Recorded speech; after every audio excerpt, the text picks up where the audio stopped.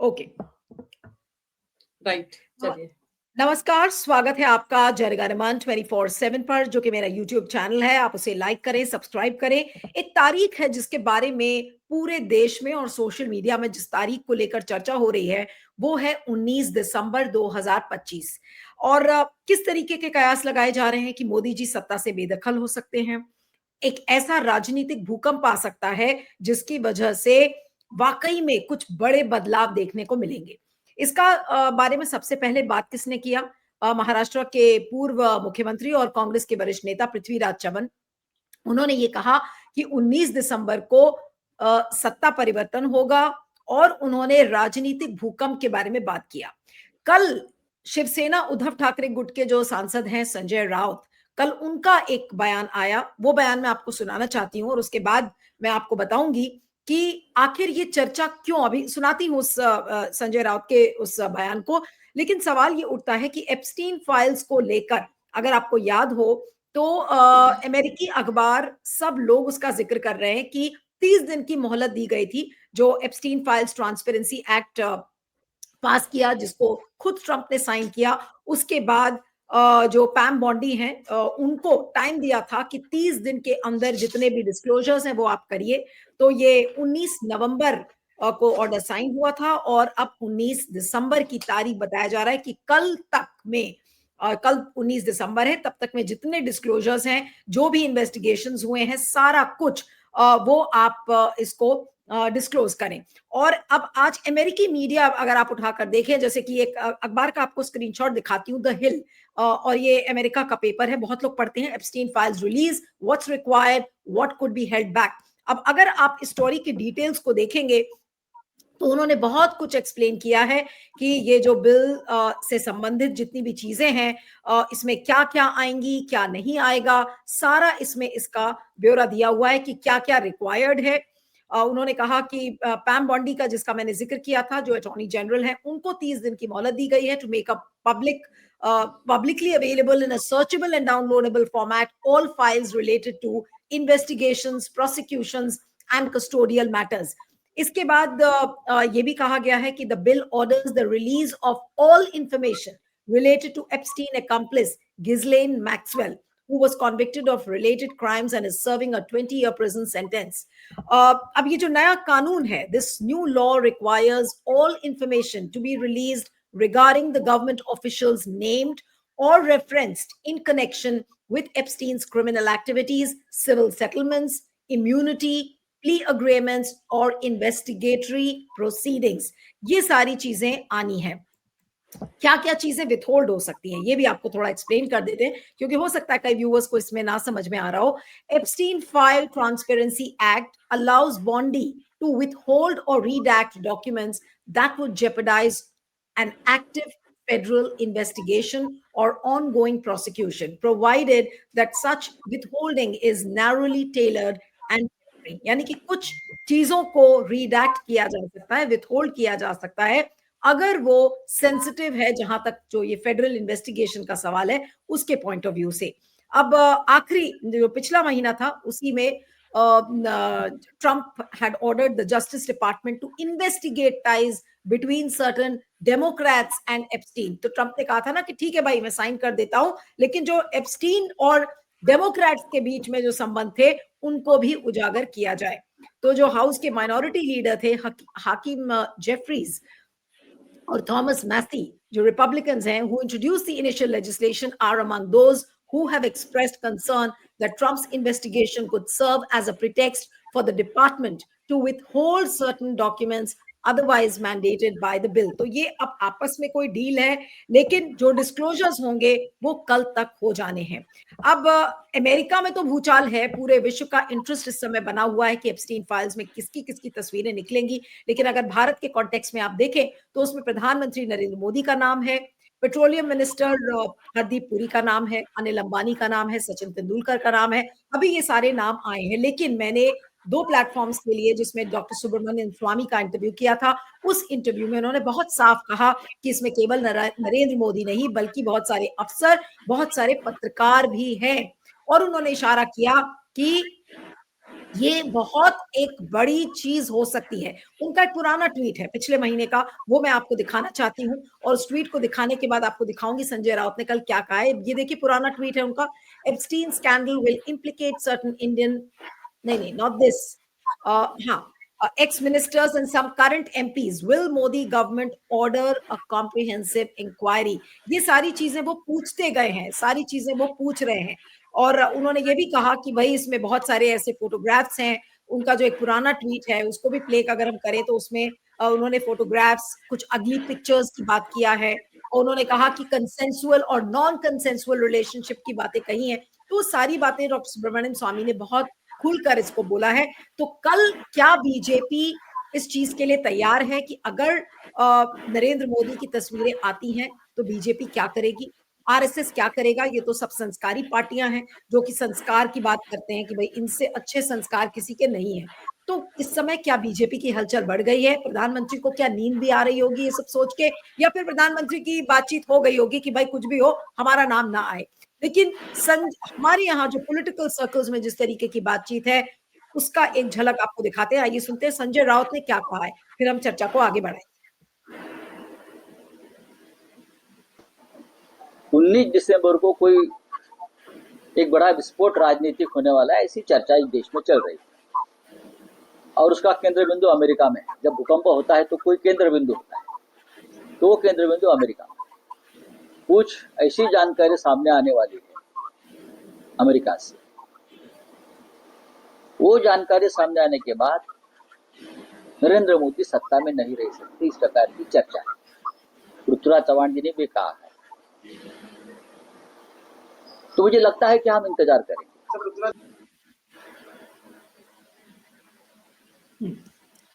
तो आपने देखा कि उन्होंने क्या कहा, काफी नर्वसनेस है। अब आज इसी पर हम बातचीत करेंगे। हमारे साथ वरिष्ठ पत्रकार, पॉलिटिकल कमेंटेटर मीनू जैन जी जुड़ रही हैं। मीनू जी, आपका स्वागत है जनगणमन 24/7 पर। सबसे बड़ा तो सवाल यही है कि अब कुछ घंटे हैं, ऑलमोस्ट 24 घंटे हैं अमेरिका के टाइम के हिसाब से, या 24 या 28-30 घंटे कह लीजिए। उसके बाद सारे डिस्क्लोजर्स हो जाएंगे।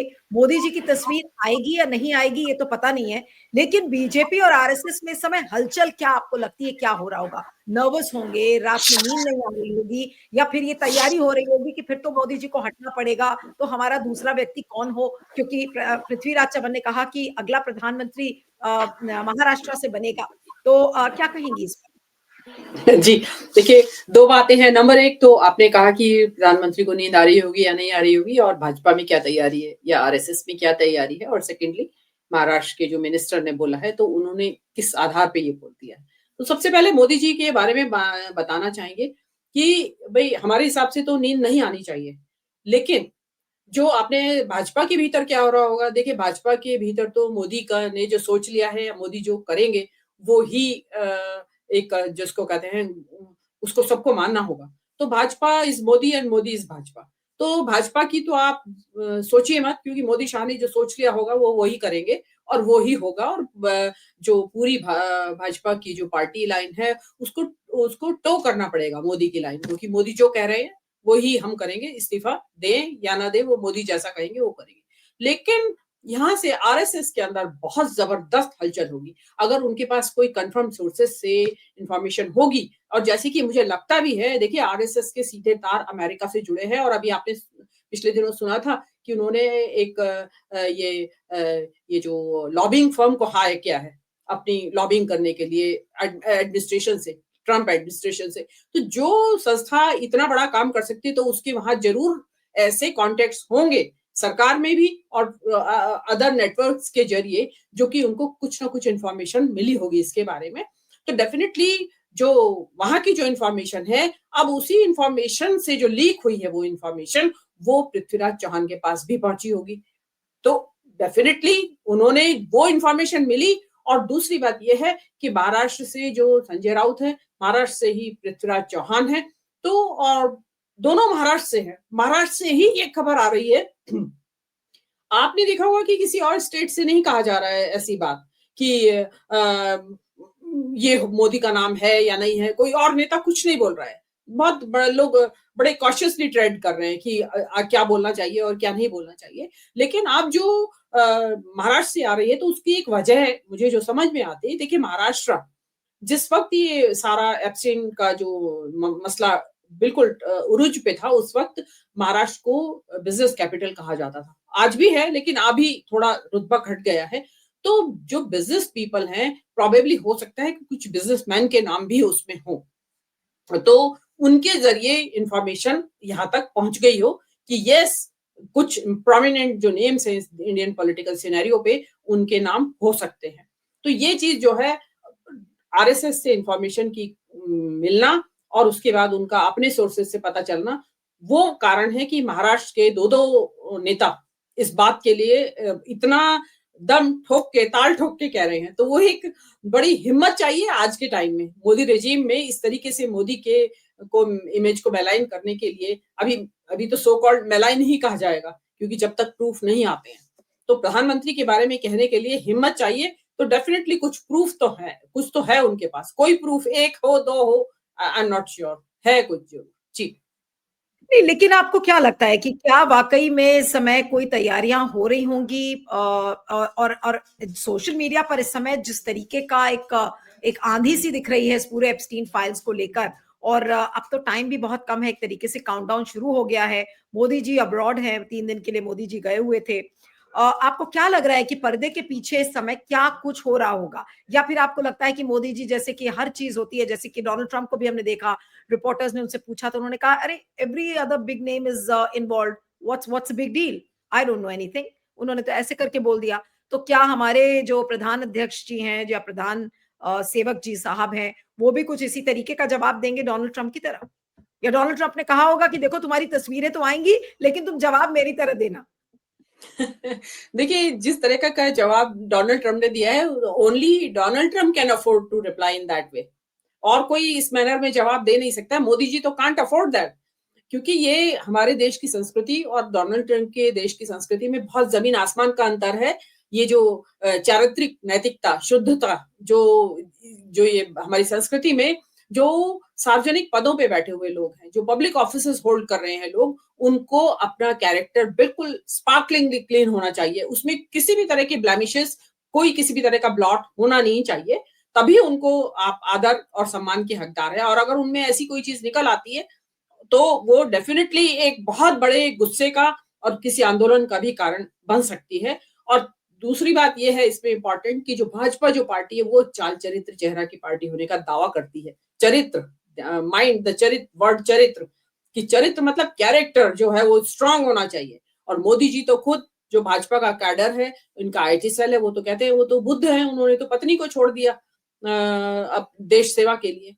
तो अगर वो पत्नी को छोड़ने वाला व्यक्ति अल्टीमेटली लैंड अप करे एप्स्टीन के आइलैंड पे जाके, तो ये तो माफ नहीं किया जाएगा इस देश में, कभी भी नहीं माफ किया जाएगा अगर ऐसी बात है तो। जी नहीं, लेकिन आपको क्या लगता है कि जो हमारा जो पॉलिटिकल क्लास है, जो विपक्षी दलों का जो गुट है, क्या वो उस तरीके से इस्तीफा मांगेगा? क्योंकि आरएसएस भी तो इंतजार ही कर रहा था ना। इस तरीके की खबरें आई रही थी कि आरएसएस सोच रहा है कि भाई मोदी जी को कैसे हटाया जाए। अब आरएसएस के पास एक ठोस सबूत हो जाएगा कि भाई देखिए मोदी जी क्या क्या गुलछर्रे वहां उड़ा रहे थे और वो तस्वीरें आ गई। मान लीजिए कि वो तस्वीरें आती हैं, तब फिर तो आरएसएस अपनी बचाएगा, कहेगा कि नहीं भाई हम तो बहुत संस्कारी दल के हैं, इस तरीके की तो चीजें बिल्कुल हम स्वीकार कर नहीं सकते, मोदी जी को अब हटना ही पड़ेगा। तो मोदी जी के एग्जिट की स्क्रिप्ट एक तरीके से डोनाल्ड ट्रंप ने तैयार कर दी और एप्स्टीन फाइल्स उनके लिए एक अभिशाप के रूप में है। जी देखिए जो मोदी जी क्या करेंगे या मोदी जी कितने डरे हुए हैं ये, और विपक्ष कितना विरोध करेगा, ये इसके ऊपर डिपेंड करेगा कि विपक्ष के किन्हीं नेताओं का नाम तो नहीं है उसमें। आप ये जस्ट याद रखिए कि ये बिल क्लिंटन प्रेसिडेंट थे उस वक्त से ये मसला चला आ रहा है, ये कांड हो रहा है। तो अब बिल क्लिंटन जिस वक्त प्रेसिडेंट थे उस वक्त हमारे उसके बाद से 1998 तक वो प्रेसिडेंट रहे। उस दौरान हमारे यहाँ जनता दल की सरकार भी बनी, अटल बिहारी वाजपेयी भी प्रधानमंत्री बने, तो कांग्रेस के भी प्रधानमंत्री बने। तो कोई अभी श्योरिटी के साथ नहीं कह सकता कि किसी विपक्षी दल के नेता का नाम ना हो उसमें। अगर उनका नाम हुआ तो हो सकता है थोड़ी विरोध की धार थोड़ी कुंद पड़ जाए कि भाई क्या हम किस मुंह से बोले। लेकिन मोदी जी के विद इन पार्टी, क्योंकि मेरी किसी से बात हुई थी, बड़े इंपॉर्टेंट एक इनसाइडर हैं, उन्होंने कहा अगर मोदी जी का नाम आता है तो फिर तो अंदर के लोग ही उठ खड़े होंगे, और उन्होंने जो वर्ड इस्तेमाल किया था कि वो ही निपटा देंगे, फिर तो बोले किसी को बोलने की जरूरत ही नहीं लेकिन है। जो महाराष्ट्र में चर्चा है कि भाई महाराष्ट्र का प्रधानमंत्री होगा, मोदी जी का सत्ता से बेदखल होना तय, महाराष्ट्र का प्रधानमंत्री बनेगा, तो इसका मतलब ये है कि ये बातें इसीलिए आ रही हैं क्योंकि सबको ये आइडिया लग गया होगा कि भाई अगर मोदी जी हटेंगे तब तो फिर अगला प्रधानमंत्री देवेंद्र फडणवीस ही है। कुछ इस तरीके की बातें लग रही हैं। देखिए नीलू, अभी हम जैसे ये इस चीज को हमने बोल दिया कि देवेंद्र फडणवीस है, देखिए ओरिजिनली तो कांग्रेस जो बताते हैं कि आरएसएस ऑलवेज इसके फेवर में थी फडणवीस को बनाने की, कि ब्राह्मण, चित्त पावन ब्राह्मण को प्रधानमंत्री बनाया जाए, जो कि उनका अल्टीमेटली हिंदू राष्ट्र का जो सपना है उसमें एक ब्राह्मण को ही प्रधानमंत्री होना है। तो मोदी जी तो प्रधानमंत्री बन गए हैं एक्सीडेंटली, कि कुछ उनका कारण रहे जिस वजह से वो प्रधानमंत्री बने। लेकिन अगर आरएसएस इनको बना देती है, जो इसकी बात हो रही है जो फडणवीस की, तो इस पे हमें आश्चर्य नहीं होना चाहिए कि क्योंकि वो ऑलरेडी वो लाइन में थे, अपने इसकी प्रधानमंत्री बनने की लाइन में थे, तो उनके, क्योंकि अब जैसे कहा जाता है कि आरएसएस 50 साल आगे तक की तैयारी करके रखती है, तो हो सकता है कि उन्होंने फडणवीस का नाम तय किया हुआ हो। और ये मैंने आपको बताया ना कि विकीलीक्स जैसा कोई सिस्टम हो सकता है आरएसएस में भी इंट्रूड कर गया हो और उसने वहां से लीक की हो, और वहां से चौहान को पता चला हो या राउत को पता चला हो, इन दोनों को वहीं से पता चला हो कि वहां पे तैयारी चल रही है। क्योंकि इतनी बड़ी बात कहना, वो मतलब ना केवल वो मोदी को इम्प्लीकेट कर रहे हैं, वो इनफैक्ट सक्सेशन प्लान बता रहे हैं। ये एक बड़ी इंपॉर्टेंट बात है और इसीलिए हड़कंप भी मचा हुआ है। अच्छा, दूसरी बात ये है कि उसका इतनी जोरदार तरीके से बीजेपी की तरफ से खंडन नहीं आया। कोई अभी तक, नीलू जी, बात बात पे प्रेस कॉन्फ्रेंस होती है, एप्स्टीन फाइल पे अभी तक प्रेस कॉन्फ्रेंस नहीं हुई है बीजेपी की, ये एक सोचने वाली बात है। सबसे इंपॉर्टेंट बात ये है इस सारे घटनाक्रम में। एप्स्टीन फाइल्स पे हमारा पूरा जो गोदी मीडिया है, हमारे सुधीर चौधरी साहब, अर्नब गोस्वामी, अंजना ओम कश्यप, इन लोगों के मुंह से तो अभी तक मैंने कुछ भी नहीं सुना है कि एक डिस्कशन इस पर हुआ हो। बिल्कुल, इसका मतलब क्या है कि कुछ तो दाल में काला है, अंदर कुछ तो पकड़ा है, किसी चीज की तो डर है अंदर। आप ये देखिए, इवन जो यूट्यूब के ऊपर इनके सैफरन जो भगवा चैनल हैं, उनके ऊपर कोई चर्चा नहीं है एप्स्टीन फाइल के लेके। मतलब पूरा जो जो सोशल मीडिया है वो तो is buzzing with Epstein files. तो लेकिन उन चैनल्स पे बात ना होना, तो इसका मतलब अंदर खाने कुछ तो पक रहा है। और देखिए, मैं इसमें एक चीज और प्रिडिक्ट करती हूँ, मैं शायद मैं अपने उससे बाहर जा रही होंगी, लेकिन मैं ये कहती हूँ, अगर नागपुर ने ये तय कर लिया है फडणवीस को जाने का, तो फिर ये आसानी से जो ट्रांसफर नहीं होगी पावर, फिर उसमें पता नहीं क्या होगा। मतलब आने वाले जो दिन है वो थोड़ा सा डरावना लग रहा है माहौल, क्योंकि मोदी जी उनमें से नहीं है कि बहुत आसानी से सत्ता छोड़ देंगे। और आप सोचिए, मोदी जी जैसा व्यक्ति जिसको कि 56 इंच का सीना, संस्कारी प्रधानमंत्री, न खाऊंगा न खाने दूंगा, और अब ऐसी जब अगर उनकी तस्वीरें जब आएंगी, जो भी तस्वीरें हो, मुझे नहीं पता क्या तस्वीरें हैं, लेकिन कुछ तो होगा। और अगर तस्वीरें इस तरीके की आती हैं, जो कि डॉक्टर स्वामी ने भी कहा कि he was in a relationship with consensual and unwillingly and unwillingly, मतलब consensual और non consensual relationship में अगर उन्होंने जिक्र किया है इसका कि वो थे, तो फिर इसका मतलब मुझे तो लग रहा है कि इतना झुके हुए वो ट्रम्प के सामने यही, अब तो यही लग रहा है कि एप्स्टीन फाइल्स ही वो कारण है जहां पर वो, इसीलिए वो ट्रम्प की सारी बातें मानने के लिए तैयार हैं। अब देखिए, 3 दिन के दौरे पे गए हैं, हाउ डू यू नो कि किस किस से मुलाकात हो रही है वहां मोदी जी की, क्या फायर फाइटिंग चल रही है, हाउ डू यू नो कि, और बड़े ऐसी नॉन डेस्क्रिप्ट से कंट्रीज हैं, आप जानते भी नहीं है। जॉर्डन को कितने लोग जानते हैं हमारे देश के लोग? बहुत कम लोग जानते हैं। इथोपिया मतलब जिसको कहते हैं कि अफ्रीकन कंट्रीज जो भुखमरी के मारे देश हैं, वो लोग तो वहां गए हुए हैं मोदी जी। अब आप क्या करने गए हैं और कौन लोग वहां उनसे मिलने आ रहे हैं और क्या इंतजाम किए जा रहे हैं, जो कि अगर उनका नाम हुआ, उस स्थिति में क्या करना है, मोदी जी क्या करेंगे? मुझे तो वो पल सोच के थोड़ा एक जिसको कहते हैं ना कि पता नहीं कैसा लग रहा है कि अगर मोदी जी का नाम हो और मोदी जी एयरपोर्ट पे उतर रहे हो, तो क्या क्या होगा? क्या सोचते हुए उतरेंगे मोदी जी, और क्या मतलब माहौल देश के अंदर क्या होगा, और हमारा सोशल मीडिया कैसे क्या कोहराम मचा हुआ होगा उसके बाद। वी डोंट नो, मतलब इंटरेस्टिंग टाइम्स है, मुझे तो ऐसा लग बिल्कुल, रहा है। बिल्कुल, बिल्कुल। तो अब ऐसा लग रहा है कि ये भूकंप तो आना तय है, लेकिन मोदी जी झेलेंगे इस भूकंप को या फिर क्रम्बल कर जाएँगे या सरेंडर कर देंगे, ये अभी पता नहीं है। लेकिन कुछ ना कुछ ज़रूर होगा, क्योंकि ये सारी जो तस्वीरें हैं, जो फाइल्स हैं, डॉक्यूमेंट्स हैं, ये सब कुछ 19 दिसंबर को आना है। और अगर अमेरिका के टाइम से अगर आप देखें, तो हमारे लिए तो आज 18 हो गई है, लेकिन अमेरिका में परसों का दिन वो होगा, जिसको कि हम कल 19 दिसंबर कह रहे हैं। अमेरिका में हमारे लिए वो परसों का दिन होगा। तो 19 दिसंबर, जो 19 दिसंबर 2025 की जो डेट है, वो बहुत इंपॉर्टेंट है। दुनिया में क्या होगा ये पता नहीं है, लेकिन हमारे देश में इसको लेकर चर्चा बहुत तेज है कि अगर 19 दिसंबर को इस तरीके की तस्वीरें मोदी जी की आ गई, तो मोदी जी का सत्ता से बेदखल होना तय है। अब बीजेपी और आरएसएस मिलकर किसी दूसरे को प्रधानमंत्री बनाएंगे, नहीं बनाएंगे, ये सब अभी अटकलबाजी है। लेकिन चर्चा जो सत्ता के गलियारों में है इस समय बहुत तेज है, और वो भी जब मोदी जी अब्रॉड है, मोदी जी अभी विदेशी दौरे पर हैं, और उस बीच में ये सारी चर्चा तेज हो गई है। पृथ्वीराज चव्हाण ने बोला, फिर संजय राउत ने बोला, दबे कुचले स्वरों में जितनी हम लोगों की और पार्टीज के लोगों से बातचीत होती रहती है, सब में ये चर्चा है। और मेरे डॉक्टर सुब्रमण्यम स्वामी के इंटरव्यू के बाद सब मुझे भी फोन करते रहते हैं, पूछने के लिए कि अरे स्वामी जी ने कुछ बताया क्या, कुछ और कुछ पता चला क्या। तो ये सारी जो चर्चा है इस समय बहुत गर्म है। अब देखेंगे कल इसको किस तरीके से मोदी देखिए सरकार झेले। नीलू जी, मैं जी, एक बात कहना चाहती हूँ, स्वामी के को आप ऐसे ही हल्के में ना लें। स्वामी के इंटरनेशनल कनेक्शंस हैं, वो हार्वर्ड में पढ़ा चुके जी, हैं जी, और आफ्टर दैट आल्सो उनके बहुत सारे वहाँ की एजेंसीज के साथ में भी वो कनेक्शन में हैं। तो कुछ ना कुछ तो उनके पास भी जानकारी है।